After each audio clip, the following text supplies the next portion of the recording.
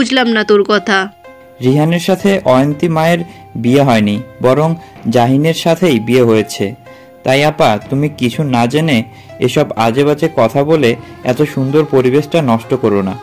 আলিয়া বেগম হতভম্ব হয়ে বলেন, জাহিনের সাথে কেন এই মেয়ের বিয়ে হবে? বিয়ে তো রিয়ানের সাথে হওয়ার কথা ছিল। ছিল, কিন্তু রিহান বিয়ে করবে না বলে পালিয়ে গেছে। ও পালিয়ে গেছে বলে তোরা জাহিনের সাথে এই মেয়ের বিয়ে দিয়ে দিবি জোর করে? একবারও ওর মতামত জানার প্রয়োজন বোধ করলি না? আর তোরা তো সকলেই জানিস আমার হিয়া জাহিনকে কতটা জাহিন ফুফুর কথার মাঝে মাঝে ফুপুকে থামিয়ে স্থির কণ্ঠে বলে, ফুপু, আমি নিজে থেকে এই বিয়েটা করেছি, কেউ আমাকে জোর করেনি। আর তুমি খুব ভালো করেই জানো অন্য কারোর মতামত আমার উপরে জোর করে চাপিয়ে দিতে পারে না, যতক্ষণ না সেটা আমি নিজ থেকে করতে চাইবো। তাই প্লিজ তুমি চিৎকার চেঁচামেচি করা বন্ধ করো। নতুন বউ ঘরে এসেছে, তাকে বরণ করে ঘরে তোলো। জাহিন কথাটা বলে অয়ন্তীর দিকে এক পলক তাকিয়ে সিঁড়ি বেয়ে নিজের ঘরে চলে যায়। আজকে সারাদিন অনেক ধকল গেছে নিজের উপরে, এবার অন্তত নিজেকে রিফ্রেশ করা দরকার। এদিকে আলিয়া বেগম পাগলের মতো বিড়বিড় করে বলেন, এটা কিছুতেই হতে পারে না। ওখানে ভাইজান থাকার পরও কি করে জাহিনের সাথে এই মেয়ের বিয়ে হয়? এখন যদি হিয়া জাহিনের বিয়ের খবরটা জানে তাহলে কি হবে? আমার মেয়েটা তো নিজেকে শেষ করে দিবে। আলিয়া বেগম উচ্চকলায় ছোট ভাইকে বলেন, আমজল ভাইজান কোথায়? ভাইজান বাগানে আছেন। ভাইয়ের কথাটা শুনে আলিয়া বেগম অয়ন্তীর দিকে এক নজর তাকিয়ে বাগানে যাওয়ার উদ্দেশ্যে বেরিয়ে পড়েন। এদিকে অয়ন্তী চিন্তায় পড়ে যায়, ফুপু কি এমন বলতে চেয়েছেন যেটা জাহিন বলতে দেয়নি? চিন্তিত অয়ন্তীর মাথায় জোহরা বেগম হাত বুলিয়ে বলেন, আমার ইচ্ছেটা এত দিনে পূর্ণ হলো। আমার ঘর আলো করে আমার বড় ছেলের পুত্রবধূ এলো। কথাটা বলে জারাকে উদ্দেশ্য করে বলে, যারা তোর ভাবিকে তোর ঘরে নিয়ে যা, অনেকটা রাস্তা জার্নি করে এসেছে, ফ্রেশ হওয়া দরকার। বরণ করে তো আর ওকে ঘরে তুলতে পারলাম না, তার আগে জাহিন ওকে ঘরে নিয়ে এসে পড়েছে।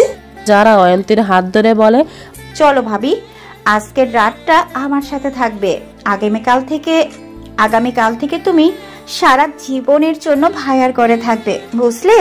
আজমল শেখ সুইমিং পুলের পাশে দাঁড়িয়ে আছেন, চোখ মুখে বেশি আসছে টেনশনের ছাপ। ছোট বোনকে কি উত্তর দেবেন সেটা মনের মাঝে আগে থেকে সাজিয়ে গুজিয়ে নিয়েছেন। এমন সময় আলিয়া বেগমের গলার স্বর বেশি আসে, ভাইজান।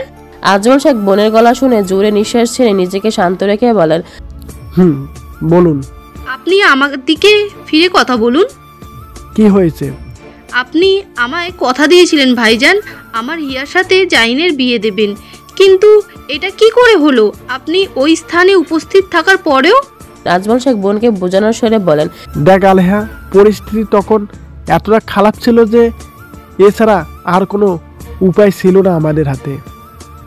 আর জাহিন তো তোর মেয়েকে সেই নজরে দেখে না যেটার মাধ্যমে ওরা দুজন স্বামী স্ত্রীর মতো একটা পবিত্র বন্ধনে আবদ্ধ হতে পারে।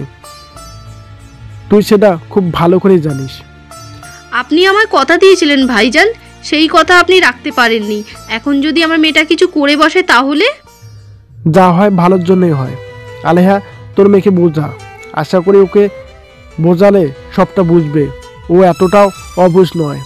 আর জাহিনকে আমি বললেই যে রিয়াকে বিয়ে করতে আজও হয়ে যেত তেমনটা কিন্তু গ্যারান্টি দেইনি।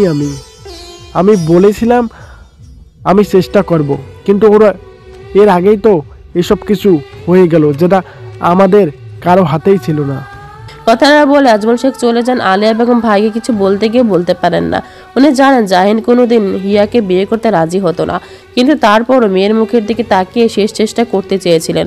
কিন্তু এখন যে চেষ্টা করেও আর কোনো লাভ নেই। আলিয়া বেগম তাড়াতাড়ি করে হিয়াকে ফোন দেয়। এতক্ষণে মেয়ে হয়তো জেনে গেছে জাহিনের বিয়ের খবরটা। চারিদিকে যেভাবে ছড়িয়ে গেছে জাহিনের বিয়ের খবরটা, কিন্তু হিয়া আলিয়া বেগমের ফোন ধরছে না। টেনশনে আলিয়া বেগমের মাথা কাজ করছে না, মেয়েকে কি করে সামলাবে এটা ভেবে।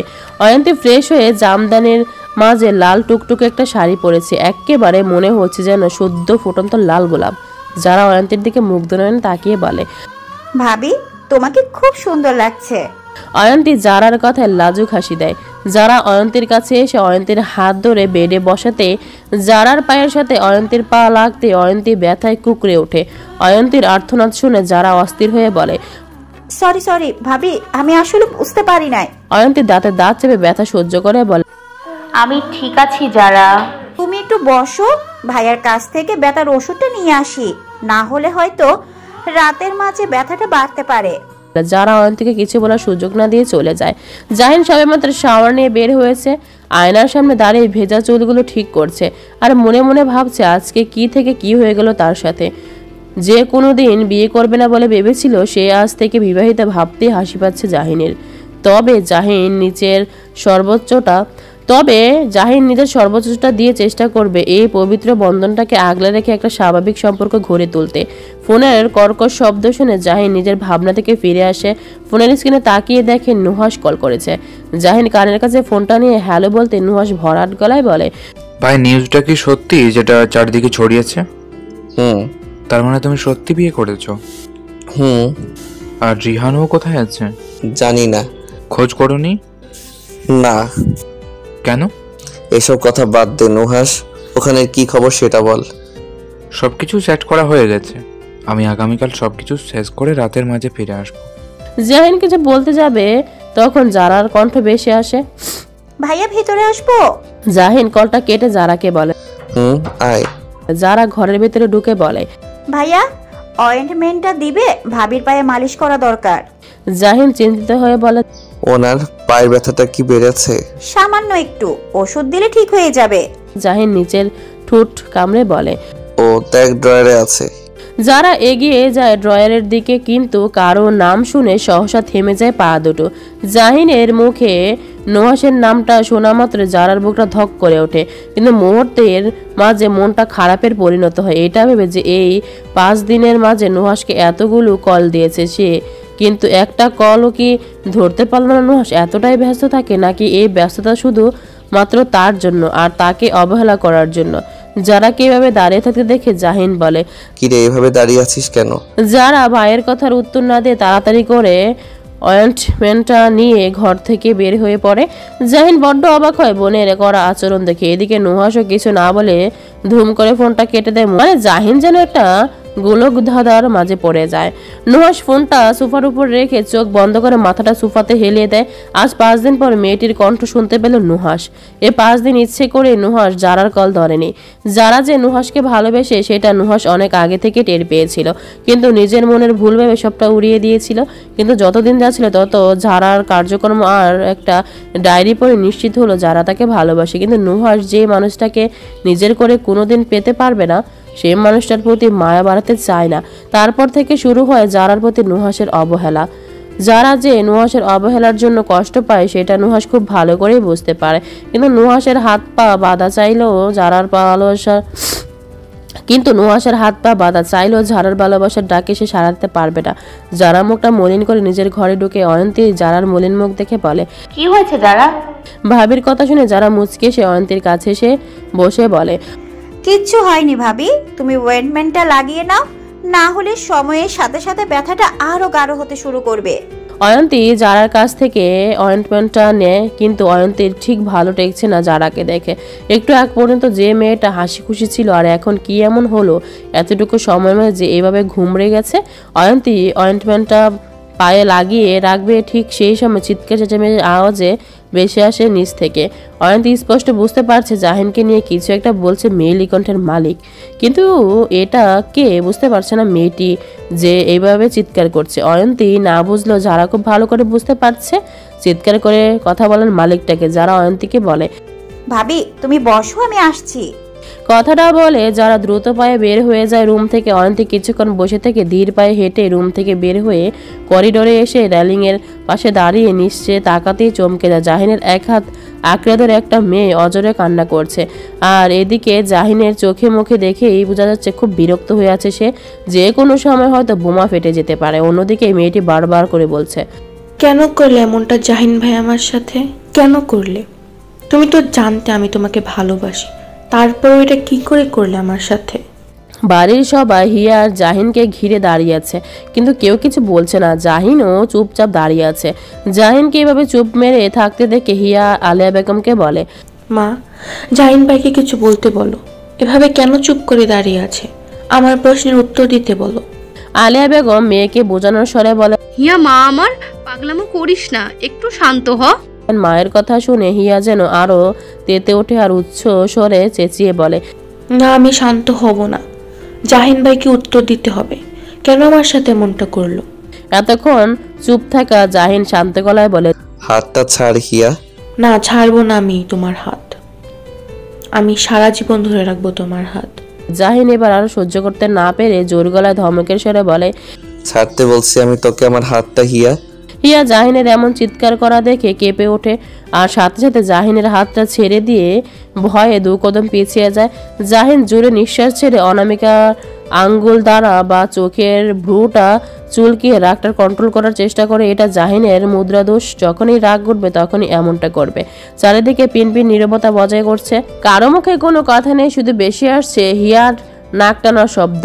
ছোট্ট আহার নুডলস খাবে বলে বায়না ধরেছিল মায়ের কাছে, কিন্তু ভাইয়ের এমন বোমা ফাটানো চিৎকার শুনে সেও তবদা খেয়ে বসে আছে।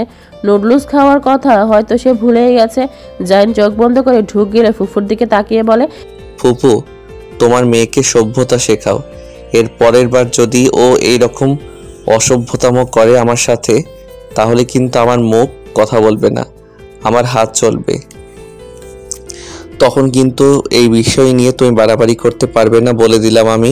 কথাটা বলে জাহিন 2 কদম এগোতেই থেমে গিয়ে আবারও ফুপির উদ্দেশ্যে বলে, আরেকটা কথা, এই ব্যাপার নিয়ে যদি তোমার আদরের মেয়ে আমার স্ত্রীর সাথে কোনো রকমের বাজে আচরণ করে, তাহলে কিন্তু তোমার মেয়েকে এর মাসুল গুনতে হবে। আমি জানি তোমার মেয়ে অয়ন্তীর সাথে বাজে আচরণ করবে, তাই আগে থেকেই ওয়ার্নিং দিয়ে গেলাম। কথাটা বলে জাহিন হনহনিয়ে উপরে চলে যায়।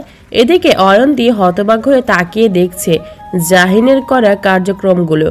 একটা লোক এতটা বিচক্ষণ কি করে হতে পারে, সেটা জাহিনকে না দেখলে অয়ন্তী বুঝতে পারতো না। জাহিনকে এদিকে আসতে থেকে অয়ন্তী মাথা নিচু করে টান টান হয়ে দাঁড়িয়ে থাকে। জাহিন অয়ন্তীকে দেখে অয়ন্তীর কাছে এসে দাঁড়িয়ে কোমল স্বরে বলে, আপনার পায়ের ব্যথা কমেছে অয়ন্তী? অয়ন্তী, সেই শান্ত আর কোমল গলার ডাক। জাহিনের গলায় এই অয়ন্তীর ডাকটা যেন একেবারে কলিজাতে গিয়ে বিঁধে অয়ন্তীর। কারো গলায় যে তার নামটা এতটা মানাতে পারে, সেটা জাহিনের গলা শুনতে না পারলে বুঝতে পারতো না অয়ন্তী। অয়ন্তীকে চুপ করে থাকতে দেখে জাহিন আবারও বলে, আপনি চাইলে ডাক্তার ডাকতে পারি অয়ন্তী। ডাক্তার ডাকার কথা শুনে হকচকিয়ে উঠল অয়ন্তী। এইটুকু ব্যথা পাওয়ার জন্য তাও আবার ডাক্তার ডাকার কথা বলছে, পাগল নাকি লোকটা?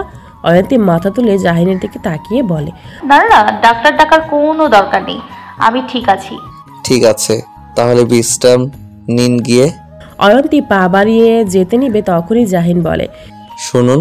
থেমে যায় অয়ন্তী। জাহিন ধীর গলায় বলল, নিচে এতক্ষণ যা দেখছেন বা শুনেছেন তা নিয়ে টেনশন করার মতো কিছু হয়নি, আপনি আমার উপরে ভরসা রাখতে পারেন। কথাটা বলে জাহিন নিজের রুমে চলে যায়। কি বলে গেল মানুষটা, তার উপরে অয়ন্তীকে ভরসা রাখার কথা? জাহিন কি ভাবছে, অয়ন্তী তাকে সন্দেহ করবে? কখনো না। অয়ন্তী এমন মেয়ে নয় যে সে এক পাক্ষিকের কথা আচরণ দেখে অন্য পাক্ষিকে সন্দেহ করবে। সে যথেষ্ট ম্যাচিওর। অয়ন্তী আবারও নিচের দিকে তাকায়। হিয়া মেয়েটাকে এভাবে কান্না করতে দেখে খুব মায়া লাগছে অয়ন্তীর। মেয়েটির অবস্থা দেখিয়ে বোঝা যাচ্ছে জাহিনকে পাগলের মতো ভালোবাসে। আজকের এই ঘটনাটা শুধুমাত্র তার জন্যই হয়েছে।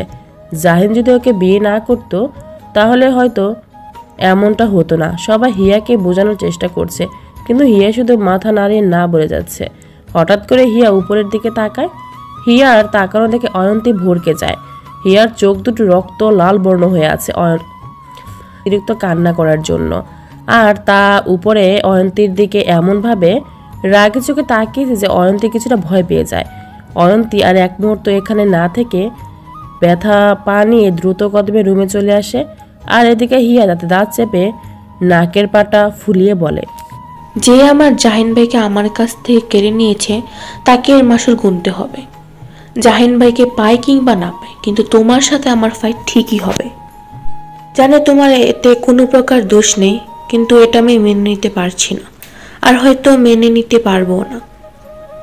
তবে চেষ্টা করব মেনে নিতে, কিন্তু যতদিন চেষ্টা করব সবটা মেনে নিতে, ততদিন না হয় তোমার আর আমার মাঝে একটু ফাইটটা চলুক, দেখি সেই ফাইটে কে বিজয় হয়।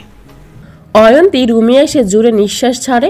রুমে আসতে ফোন বেজে ওঠে। আচমকা এভাবে ফোন বেজে ওঠাতে অয়ন্তী ফোনের কর্কশ শব্দ শুনে ভয়ে কেঁপে ওঠে।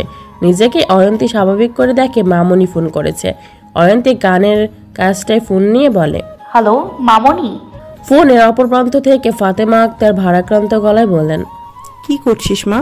ওখানে সবকিছু ঠিক আছে তো? অয়ন্তী এইবারে সকলকে দুশ্চিন্তা না ফেলানোর জন্য বলে, হ্যাঁ মামনি, সব ঠিক আছে। তোমরা ঠিক আছো? হ্যাঁ মা, ঠিক আছি। অয়ন্তী মন ভার করে বলে, তুমি আবার বিদায় বেলার সময় আসলে না কেন? একটা কাজে আটকে গিয়েছিলাম মা। কালকে তো আসবেই তোর বাবা আর ফাইজ। মন খারাপ করিস না। অবন্তী ফোন করেছিল তোমাকে? করেছিল তো, আর তোর খোঁজও নিয়েছিল। ওকে আমার সাথে কথা বলবে না? বলবে। তোর উপরে একটু অভিমান করেছে তো, দেখিস ওর অভিমানটা খুব জলদি কমে যাবে। আর যখন বাড়িতে এসে দেখবে তুই নেই, তখনই ও তোকে নিজ থেকে ফোন করবে। তাই এত চিন্তা করিস না।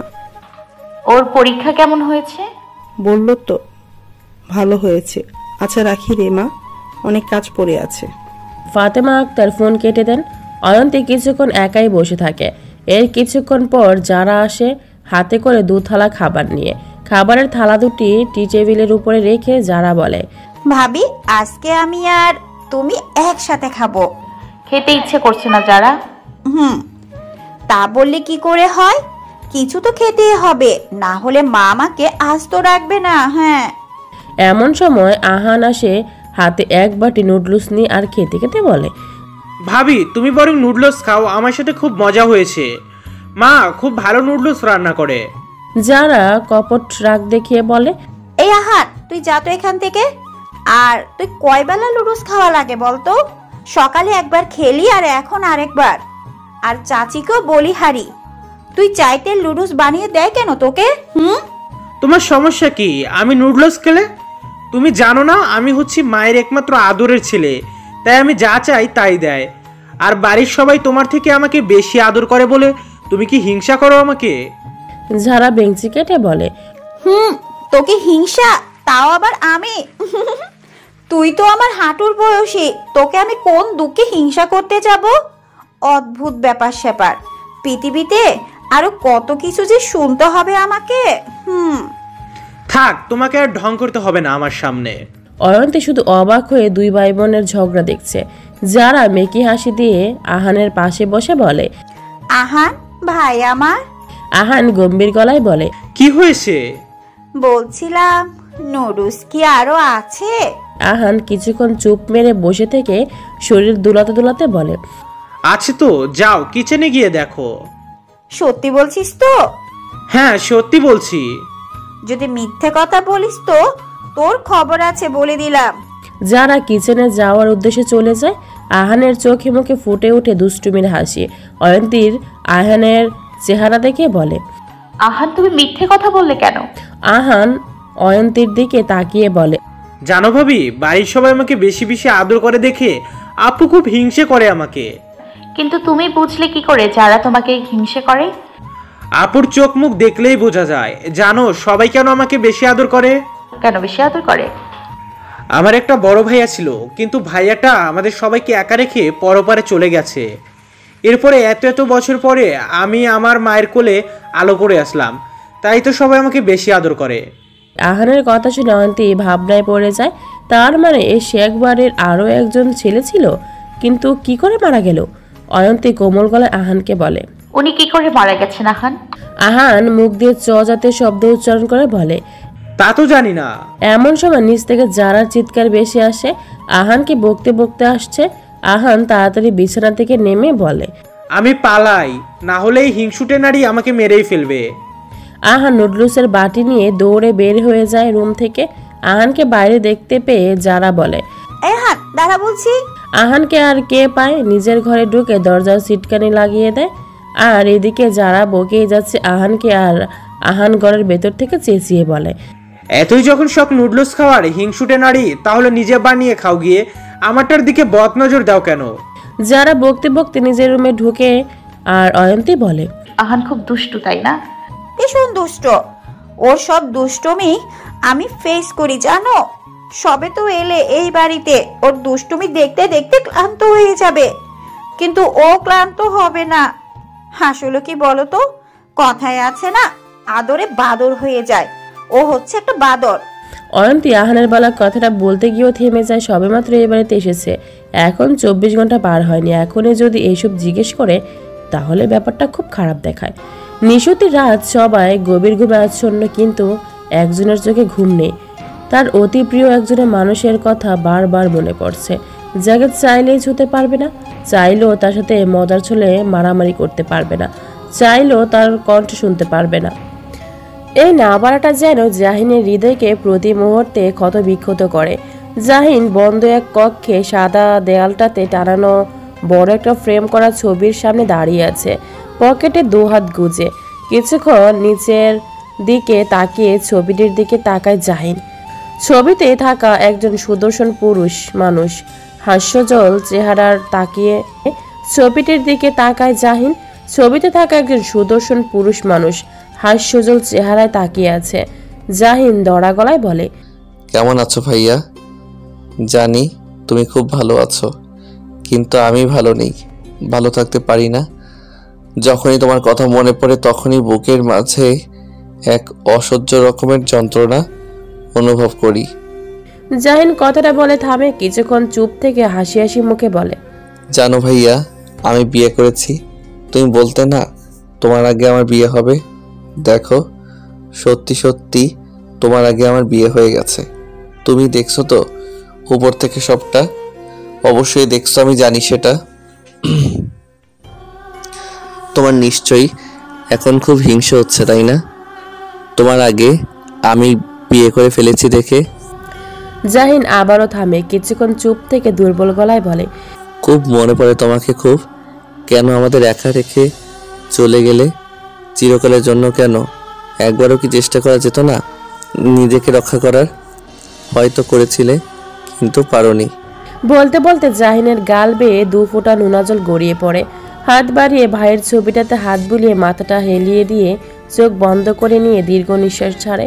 প্রকৃতির নিয়ম মেনে রাতের আধার কেটে দিনের আলো ফুটল ভুবন জোরে। চারদিকে হালকা কুয়াশায় ডেকে আছে সবকিছু। শীত আসার আগাম বার্তা দিচ্ছে যেন প্রকৃতি। পাখির কিচিরমিচির আওয়াজ ভেসে আসছে গাছগাছালি থেকে। সূর্যের মৃদু কিরণ গাছের ফাঁক দিয়ে অল্প অল্প করে দৃশ্যমান হচ্ছে। অয়ন্তী এই মনোরম পরিবেশের মাঝে ব্যালকনিতে দাঁড়িয়ে আছে। ঠান্ডা বাতাস ছুঁয়ে যাচ্ছে তার সর্বাঙ্গ জোরে। চোখ বন্ধ করে রইল আবেশে। অচেনা জায়গা হওয়াতে রাতে ঠিক ভালো মতো ঘুমাতে পারেনি, আর তার উপর টেনশনেও আছে। না জানি আজকে মানুষজন বউবাতে এসে জাহিনার তার নামে কে কি বলবে তা নিয়ে। নিচে মানুষদের আনাগোনা দেখে অয়ন্তী বেশিক্ষণ ব্যালকনিতে না থেকে রুমে চলে আসে। এর মাঝে আহান বায়না ধরেছে অয়ন্তীকে নিয়ে ছাদে যাবে। আহান নাকি অয়ন্তীকে তাদের পুরো ছাদটা ঘুরে দেখাবে, আর তার সাথে আরেকটা জিনিসও নাকি দেখাবে। অয়ন্তী আহানকে বোঝানোর স্বরে বলে, আহান, আমি অন্য একদিন ছাদটা ঘুরে দেখব। আমি তো এই বাড়িতেই থাকবো, তাহলে এত তাড়া কিসের? আহান জেদ ধরে বলে, না, তুমি এক্ষুনি যাবে। আহানের এমন জেদ করা দেখে কম্বল গায়ে দিয়ে শুয়ে থাকে যারা ঝাঁঝালো স্বরে বলে, আয়াহান, তুই কিন্তু এখন বেশি বাড়াবাড়ি করছিস। সব সময় সব জায়গাতে জেদ মানায় না। তুই রুম থেকে বের হতো। সকাল সকাল ভাব ধরেছিস আমার রুমে এসে।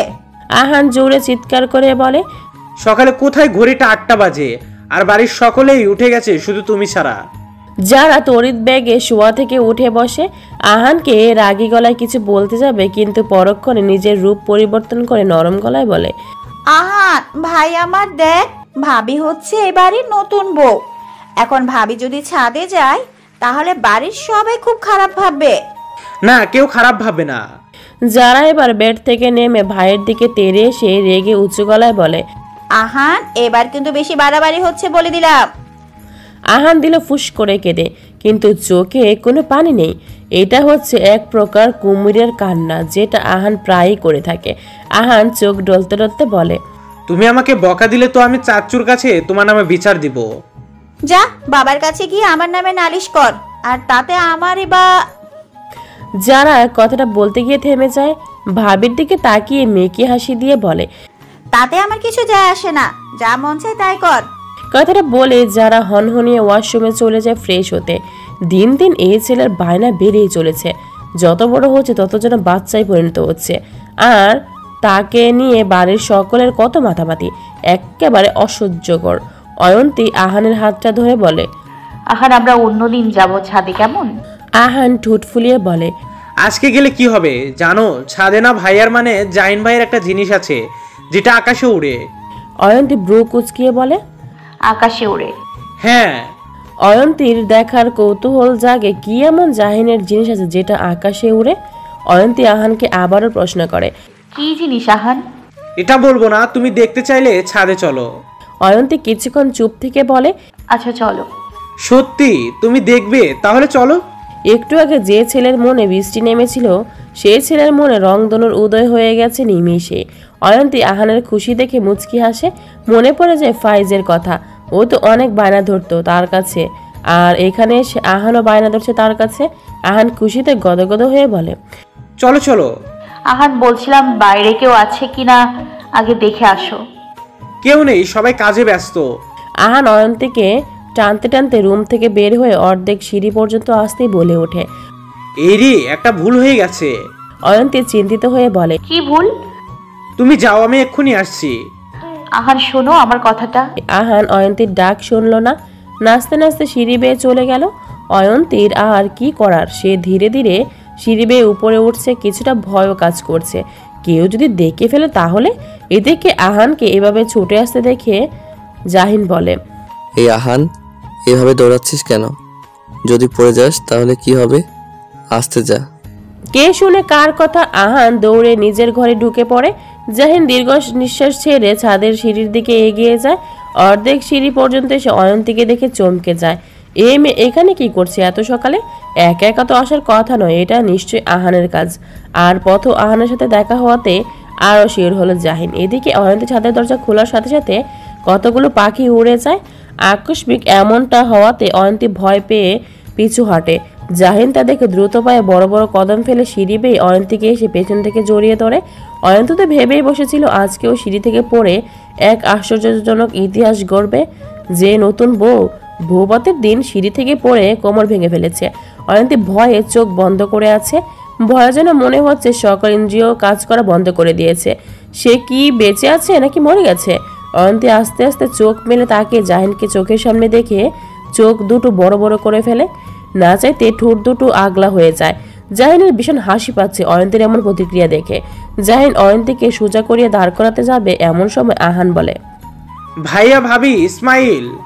জাহিন সামনের দিকে তাকাতেই আহান ক্যামেরাতে ক্লিক করে জাহিন আর অয়ন্তীর সুন্দর মুহূর্তটা ফ্রেম বন্দি করে নেয়। জাহিন তাড়াতাড়ি করে অয়ন্তীকে সোজা করে দাঁড় করিয়ে দিয়ে দূরত্ব বজায় রেখে দাঁড়ায়। আহান ছবিটা তুলে 1 সেকেন্ডও দাঁড়ায়নি। অয়ন্তীর শাড়ির আঁচল টেনে মাথায় দিয়ে দেয়। লজ্জায় জাহিনের দিকে তাকাতে পর্যন্ত পারছে না। কেন যে আহানের কথা এখানে আসতে গেল? যদি এখানে না আসতো তাহলে তো এমন একটা অস্বস্তিকর পরিবেশে পড়তে হতো না আজকে তাকে। জাহিন অয়ন্তীকে আপাতমস্তক পর্যবেক্ষণ করলো। মেয়েটা যে ভীষণ লাজুক স্বভাবের বুঝতে বাকি রইল তার। অস্বস্তিতে মুখটা একেবারে পাংশুটে হয়ে গেছে। অয়ন্তীকে স্বাভাবিক করার জন্য জাহিন গলা খাকারি দিয়ে বলে, আপনি ঠিক আছেন? অয়ন্তী মাথা উপর নিচ করে বোঝালো সে ঠিক আছে। জাহিন পুনরায় প্রশ্ন করলো, এখানে কি করছেন এত সকালে? আসলে আহান আমাকে। বুঝতে পেরেছি, দুষ্টুটা আপনার সাথে দুষ্টুমি করা শুরু করে দিয়েছে। না, অয়ন্তীকে স্বাভাবিক করতে পারছে না জাহিন, তাই এখন তাকে অন্য টেকনিক কাজে লাগাতে হবে মনে হচ্ছে। অয়ন্তীকে একটু চমকে দিতে হবে, তাও আবার যেমন তেমন ভাবে না, ভীষণভাবে চমকে দিতে হবে। জাহিন নিঃশব্দে হেসে বলে, আপনি ভীষণ ভারী অয়ন্তী, ভীষণ। মনে হচ্ছে ভবিষ্যতে আমাকে অনেক বেগ পোহাতে হবে, তাই আরো বেশি বেশি জিম করে নিজেকে ফিট করতে হবে। অয়ন্তী হতভম্ব হয়ে যায় জাহিনের আকস্মিক এমন অদ্ভুত কথা শুনে। বড় বড় চোখ করে জাহিনের দিকে তাকালো, বার কয়েকবার চোখের পাতা ঝাপটালো। জাহিন অয়ন্তী হতবাক বিস্মিত চেহারা দেখে নিজের ঠোঁট কামড়ে হাসলো। তার মানে সে সফল হয়েছে অয়ন্তীকে চমকে দিতে। এবার অয়ন্তী এ ভাবনা নিয়ে পড়ে থাকবে এটা শিওর। জাহিন যে কাজে এসেছিল ছাদের উদ্দেশ্যে, সে কাজ আর গিয়ে নিচে নামতে যাবে তখন কিছু একটা ভেবে থেমে গিয়ে বলে, আর একটা কথা, একটু সাবধানে চলাফেরা করবেন। সবসময় তো আর আমি থাকবো না আপনাকে বাঁচাতে, তাই খাওয়া দাওয়া করে নিজেকে একটু স্ট্রং বানাবেন, যাতে করে পড়ে গেলেও নিজেকে সামলিয়ে নিতে পারেন। জাহিন কথাটা বলে ভাবুক অয়ন্তীকে একা রেখে চলে যায়। অয়ন্তীর এতক্ষণে নিজের ভাবনার ছেদ পড়ল, কি বলে গেল জাহিন তাকে সে ভারী, তাও আবার ভীষণ ভারী। তার মানে জাহিন কি তাকে ইনডাইরেক্টলি মোটা বলে গেল? অয়ন্তী নিজের বডির দিকে তাকালো না, সে তো এতটাও মোটা নয়, সে যথেষ্ট চিকন, তাহলে ভারী বলার মানে কি? কিন্তু এরপরে কি বলে গেল তাকে বেশি করে খাওয়া দাওয়া করতে, মানে এক মুখে দুই কথা, এ তো পুরোই দুমুখো সাপ।